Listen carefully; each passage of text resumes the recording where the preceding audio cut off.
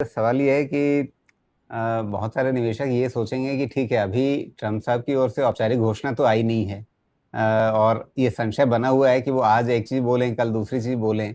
तो क्या बाज़ार ने अभी आधा ही सेलिब्रेट किया है, आधा बचा कर के रखा हुआ है? अगर कन्फर्मेशन आएगी, तो उसके बाद थोड़ी और तेज़ी निकलेगी, चाहे वो ब्रेंट क्रूड देखें, वहाँ पर नरमी के रूप में, या हमारे सेंसेक्स निफ्टी में और तेज़ी दिख सकती है। उसके बाद अगर ये कन्फर्मेशन आ जाती है कि हाँ, जैसा आज बाजार सोच रहा है, जो खबरें आज पॉजिटिव दिख रही हैं, एक्चुअली हालात उसी तरफ बढ़ रहे हैं, अगर ये बात साफ हो जाती है। देखिए, मैं कहूँगा कि यस, वो एक रिलीफ का और एक लेग ऑफ द रैली हो सकता है। मगर ये बात ये समझिए कि अस्यूम दैट वो खबर आता है और तेल भी 90 पे सेटल होता है इमीडिएटली। ऐसा नहीं है कि 90 पे इंडियन इकोनॉमी की सब चंगासी है। 90 पे अभी भी जो पेट्रोल प्राइस का उन्होंने पास ऑन किया है, वो पूरा ऑयल मार्केटिंग कंपनीज या देश की फिजिकल डेफिसिट की जो ऊपर प्रभाव पड़ा है, उसको कंप्लीटली निकाल नहीं थी। तो वो एक चीज़ होगी, और गवर्नमेंट अपनी फिजिकल डेफिसिट के ऊपर क्या रास्ता अपनाने वाली है। क्या वो इस साल इस क्राइसिस को लेकर फिजिकल डेफिसिट को भाड़ में जाए? सारे 4.4 हमने कमिट किया, हम तो 4.8 तक लेके जाएंगे इसको, क्योंकि हमें देश के सिटीजन्स के नागरिकों के ऊपर मुझे और भी पेट्रोल हाइक नहीं करना है। तो गवर्नमेंट की फाइनेंसेस थोड़ी दब गए तो ठीक है, वो एक स्टांस ले सकते हैं, because that's important. Because then हमारी रेटिंग के ऊपर सोचना चाहिए कि क्या रेटिंग एजेंसीज कन्विंस होंगे कि इंडिया की ये या फिर डाउन रेट की बात या वॉच लिस्ट की बात हो सकती है। Number one factor. Number two factor मैं कहूँगा कि अगर उन्होंने इस स्थिति में कैपेक्स को कम कराने की कोशिश की कि नहीं, फिजिकल डेफिसिट भी इंपॉर्टेंट है, तो रेटिंग के लिए वो अच्छा होगा। मगर कैपेक्स का जो 11 साढ़े 11 लाख करोड़ का कमिटमेंट किया था, क्या उसमें 2 लाख करोड़ कटवा कर 9 लाख करोड़ पे करेंगे, तो एक जो मल्टीप्लायर इफेक्ट इकोनॉमिक ग्रोथ होगा वो कम हो सकता है। दूसरी बात। तीसरी बात है कि अच्छा, लोगों के ऊपर, मिडिल क्लास के ऊपर और पेट्रोल का दाम नहीं बढ़ाना है। ये सोचकर अगर मैं सोचा कि अरे क्यों ना अमीर लोग ज़्यादा टैक्स भरा दें, ताकि गवर्नमेंट के लिए भी अच्छी बात होगी, तो ये एक सोच हो सकती है। तो इन सब चीज़ों के सामने क्यों मैं कह रहा हूँ कि हम प्री वॉर की जो सिचुएशन में इतनी आसानी से नहीं जा सकते। तो अब रैली की बात किया तो एक चीज़ है कि देखिए, क्वार्टरली रिजल्ट जो Q4 के है बहुत बढ़िया थे, मगर उसका कारण भी मैं बताता हूँ कि थे कि रॉ मटेरियल कॉस्ट का इंक्रीज जो था वो पूरा रिफ्लेक्ट नहीं हुआ क्वार्टरली अर्निंग्स में, बिकॉज फरवरी 28 को वॉर शुरू हुई, उसके बाद पेट्रोल का दाम बढ़ा, बट सब लोगों ने जो भी स्टॉक उनके पास जनवरी फरवरी में खरीदा था रॉ मटेरियल का, क्रूड रिलेटेड का, उसका इस्तेमाल किया ना मार्च में, तो उसने मार्च में इम्पैक्ट नहीं दिखा। तो सब देखें तो एक्सेलेंट रिजल्ट्स। लार्ज कैप का मैंने देखा कि करीबन 11-12% का ईपीएस ग्रोथ, मिड कैप का करीबन 30%, स्मॉल कैप का 36 और माइक्रो कैप्स का 42। तो ये नंबर देखे तो सब फैंटास्टिक नंबर्स। तो एक रिटेल एचएनआई का रुझान भी उसकी उसको देखकर मार्केट मिड कैप इंडेक्स भी लाइफ टाइम में पहुंच गई। नहीं, मैं क्यों ये बता रहा हूँ कि जो स्थिति के ऊपर हम आज मिड कैप को लाइफ टाइम में लेके जा रहे हैं, तो जब सिचुएशन जियोपॉलिटिकली इतना थ्रेट है, ऑयल के ऊपर इतना थ्रेट है, फिजिकल डेफिसिट थ्रेट है, इन्फ्लेशन के ऊपर थ्रेट है, तो किस जस्टिफिकेशन से मिड कैप लाइफ टाइम में गया? बिकॉज रिटेल फ्लोस जारी है म्यूचुअल फंड के पास, इंश्योरेंस के पास और डायरेक्ट रिटेल। तो पब्लिक का कॉन्फिडेंस अभी भी है इकोनॉमी के ऊपर मीडियम टर्म में, और इसमें वो इन्वेस्टिंग पब्लिक का। आम जनता पब्लिक तो पेट्रोल की हाइक से नाराज है, वो तो बात अलग है। तो मैं क्यों ये कह रहा हूँ कि एक्चुअली जो मार्केट में मिड कैप साइड में जो पॉजिटिविटी आई है, ये प्योरली लिक्विडिटी ड्रिवन पॉजिटिविटी है। और वो लिक्विडिटी पार्टली ड्रिवन बाय के मार्च में करेक्शन ज़्यादा हुआ, सबने अपना पोर्टफोलियो को एवरेज करने का सोचा पोस्ट मार्च, ओके बात थी। दूसरी बात थी कि अर्निंग्स अच्छी आई तो सब लोग समझे कि सब चंगा है, डाल दीजिए। पर रियलिटी चेक आएगा आपको Q1 के रिजल्ट जो जुलाई 10 से सामने आएंगे। तो मैं क्यों ये सब कह रहा हूँ कि मार्केट वापस एक लाइफ टाइम हाई की तरफ पहुंचना है, तो अभी 2000 पॉइंट दूर है उसमें से। उसके लिए इकोनॉमिक हालत और फ्यूचर जीडीपी, ईपीएस ग्रोथ और जीडीपी ग्रोथ जो है, उसके ऊपर क्लैरिटी आना, हमें जो अभी जीडीपी के आंकड़े आएंगे Q1 के, अभी Q4 के लास्ट ईयर के, वो भी आना है, तो फुल ईयर जीडीपी का नंबर आएगा। फिर प्रोजेक्ट आरबीआई की स्पीच में वो भी इंपॉर्टेंट है कि क्या वो जीडीपी के आंकड़े और इन्फ्लेशन के आंकड़े अगले 4 क्वार्टर के लिए एक्सपेक्ट कर रहे हैं, वो थोड़ा मोर रिलायबल डेटा होता है, मैं समझता हूँ आरबीआई की जो डेटा होती है। तो बहुत से ऐसे चीज़ हैं जहाँ पे आप कह रहे हैं कि second leg of the rally होगा। ज़रूर इमीडिएटली अगर ये डील क्लोज़र की ओर गई जियोपॉलिटिक्स का, वो होगा, पर वो सस्टेन होगा।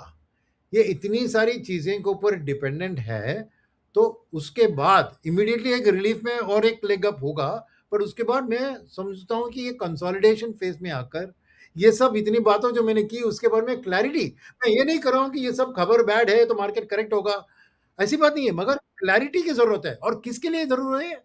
एफआईआईस के लिए, क्योंकि वो अपने देश को एक रिस्क और रिवॉर्ड के साथ देखते हैं। मेरे डोमेस्टिक निवेशक उतना रिस्क को देखते नहीं है, वो अच्छा नंबर है जगह एक जाओ, अरे खबर बुरी है तो बेचो चलो। तो उस चीज के ऊपर द एक्चुअल रिस्कीनेस जो इंडियन इकोनॉमी के ऊपर आती है, कितना हमारा जीडीपी ग्रोथ पे इम्पैक्ट आएगा, किसका फिस्कल डेफिसिट, ये सब जज करने के लिए थोड़ा वक्त लगेगा। अगले क्वार्टर में हमें पूरे वॉर का इम्पैक्ट ईपीएस ग्रोथ में दिखेगा, Q1 के रिजल्ट्स आएंगे। उसके बाद अगर वॉर जेन्युइनली खत्म होता है तो शायद market is bad news of the Q1, जो जरूर बैड होने वाली है ना, बिकॉज ऑफ द तेल के दाम, उसको इग्नोर करके फिर बढ़ भी सकती है। द पॉइंट इज दैट जब बैड न्यूज आता है रिजल्ट्स का जुलाई में, तब तक अगर वॉर खत्म हो गया तो मार्केट बोलेगा अरे ठीक है यार, ये तो हो गया, पास्ट क्वार्टर की बात है ना, आने वाले दिन अच्छे दिख रहे हैं, अच्छे लग रहे हैं, तो मार्केट और भी बढ़ सकता है। तो बहुत सारे ऐसी फैक्टर्स हैं जिसको हमें ट्रैक में रखना चाहिए, देखना चाहिए, स्टडी करना चाहिए। तो वही मैं कहूंगा कि आपकी सवाल छोटी थी कि क्या ये कंफर्म जी हो गया न्यूज तो मार्केट बढ़ेगा? जरूर उस दिन बढ़ेगा, वो तो डाउट ही नहीं है। क्या सस्टेनेबली ये रैली कंटिन्यू होगी? मैंने कोशिश की है उस आंसर को देने के लिए, और नॉट जस्ट के ऑब्वियसली डील खत्म, अभी डील कंक्लूड हो गया तो मार्केट और एक लेग अप तो हो ही। जी बिल्कुल। तो इसी में एक निवेशक के लिए समस्या ये है कि भाई वो उस उत्साह के इंतजार में आज की तारीख में नया निवेश करे। अब जैसे अजय अनुराग हमारे मित्र ये पूछ रहे हैं कि भाई बाजार में रहा जाए या निकल लिया जाए, तो शायद निकलने का ऑप्शन तो आप नहीं ही कहेंगे, लेकिन रहा जाए तो किस तरीके से रहा जाए और कहाँ पे रहा जाए, बाजार के किस वाले हिस्से में रहा जाए?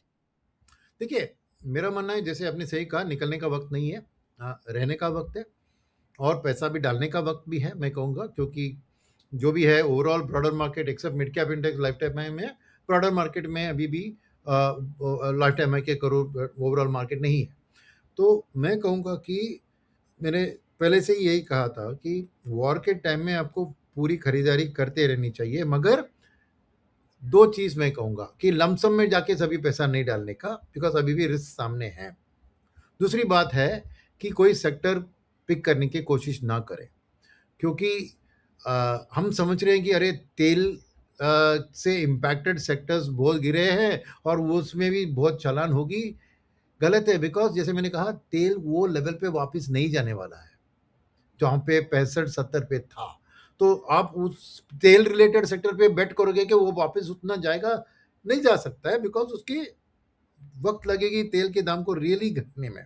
तो सेक्टर पिकिंग एक अभी भी मैं कहूँगा कि डिफ़िकल्ट है और अनप्रेडिक्टेबल है, और इसीलिए आप डाइवर्सिफाइड करके रहेंगे और खरीदारी करेंगे, बेहतर होगा आपको, बिकॉज अल्टीमेटली कौन ड्राइव कर रहा है सेक्टरल को? डीआईएस ड्राइव कर रहे हैं, बिकॉज एफआईएस तो लार्जर कैप और लार्जर मिड कैप स्टॉक्स में बिकवाली कर रहे हैं, और उधर एक्शन उनका उधर ही होता है। पर ब्रॉडर मार्केट में डीआईएस के फंड मैनेजर, जो इंश्योरेंस के हो या म्यूचुअल फंड के हो, वो डिसाइड कर रहे हैं कि कहाँ प्रॉफिट बुक करें, कहाँ डालें, बिकॉज उनके पास भी क्या हुआ है ना।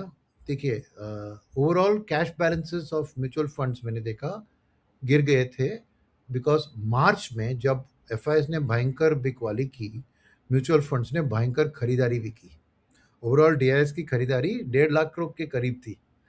तो उतना बैलेंसेस, बिकॉज हर महीने क्या 30-40 हजार करोड़ ला रहे म्यूचुअल फंड को, पर एक ही महीने में 1.5 लाख करोड़ खरीदारी कर दिया डीआईएस ने। थोड़ा बहुत एलआईसी का पैसा डलवाया, समझे, उनका तो बॉटमलेस है, उनका पास बहुत पैसा है एलआईसी के पास, नहीं कह सकते। मगर मैं क्यों कह रहा हूँ कि उतनी जबरदस्त बाइंग बाय डीआईएस, क्योंकि उन्होंने यूजअप किया है लॉट ऑफ कैश, उनके लिए सेक्टर रोटेशन बहुत इंपॉर्टेंट होगा, क्योंकि अब जो उनके मन में अच्छी सेक्टर दिखती है वो करेंगे, बट आपको वो second guess as a retail निवेशक नहीं करना है। फंड मैनेजर को हाथ में देके उनको करने दीजिए। अगर आप करें, बिकॉज देखिए इनकी सवाल था कि क्या मैं निवेश करूं या निकलना चाहिए। अरे रिटेल लोग तो निवेश कर रहे हैं, अभी कोई डरा हुआ चीज नहीं दिख रहा है। देखो म्यूचुअल फंड के आंकड़े मैंने देखा 40,000 दोनों महीने में, अप्रैल और मई में। और उसके अलावा रिटेल का डे एडवांस डिक्लाइन रेशियो देखे तो generally it's favour of advances. तो ब्रॉड बेस्ड बाइंग रिटेल निवेशक कर रहे हैं। जो भी आपको ये सवाल पूछ रहे हैं वो आउट से ऑन द मार्जिन है, मगर by and large India retail ने अपने बाइंग से, इसलिए मिड कैप इंडेक्स इतनी अच्छी कर रही है, उन्होंने अपना ऑलरेडी दिखा दिया। तो लोग उतने डरे हुए नहीं है, मेरे को लोग खरीद रहे हैं और स्टॉक्स को खरीद रहे हैं। मगर मैं कहूंगा कि फिर भी स्टडी accumulation थ्रू डाइवर्सिफाइड वही बेस्ट है। प्लीज सेक्टर्स को पिक करने की कोशिश मत कीजिए, यही मैं ये सलाह दूंगा।